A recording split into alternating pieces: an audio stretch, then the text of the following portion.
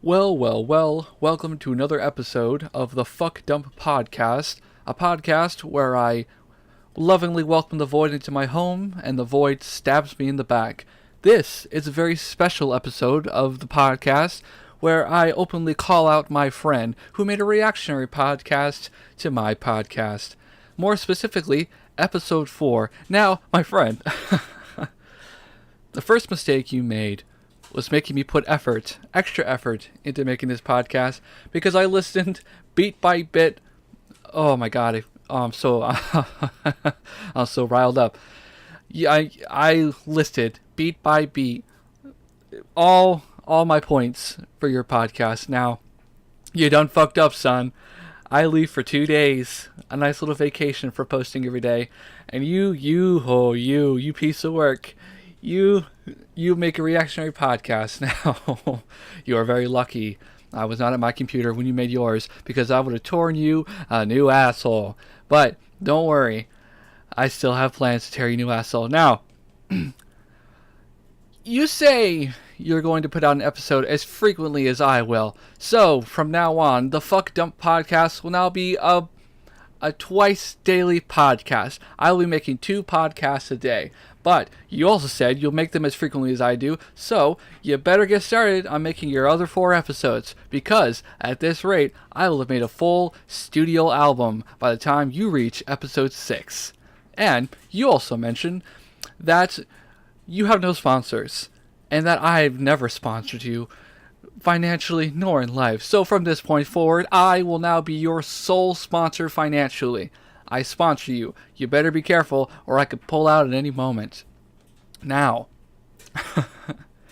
to say I've never sponsored you in your life is very much an understatement, because who sponsored you in life long before you had this so-called wife? How can we be sure she's even your wife anyways? We would need some very hard proof to prove that she is your wife. She could just be any woman you've pulled off the streets to sit in front of you while you record on your phone. If you put as much effort into making a reactionary podcast to my podcast, then, my friend, we could have had our own podcast by now. One we could have named together. To say it is insulting that I named mine the Fuck Dump Podcast is very sad of you and very petty. Green is not a lovely color on you, my friend. Your podcast lacks flow. You should work on that. Also, print your medals with your ass cheeks, you coward. To say mine's not a legitimate podcast is the pot calling the kettle black, you say, my friend. Oh, you should not have poked the bear, my friend. Oh, you should not have. You also mentioned that you have a big dick, which is being a bit generous, and I've seen it. Now, who are you going to believe? The guy who says he has a big dick, or the guy who's seen it? I'm sure your for-hire wife could vouch for that. Now let's get on to what you mentioned in the episode. As I've so graciously pointed out, I did, in fact, mention where I worked, and my friend does work at the same place that I do. I work in the pets department. He works in the lawn and garden department.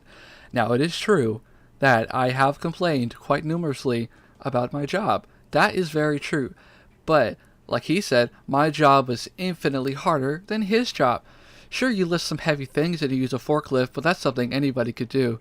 To work with animals, now that is a true treat. To learn the ways and inner workings of an animal's mind, and to predict what they're going to do, and to learn how to comfort an animal, and treat it like it so very much deserves, is an art form. To pick up a 100-pound bag, that's just that's just being a meathead. Now, you also said that you work with plants and you water them, and that if plants had feelings, you would know. Well, I'm here to inform you, my friend, that plants do have feelings, and the fact that you did not know makes you a piece of garbage. Plants very much do have feelings. I thought I knew you.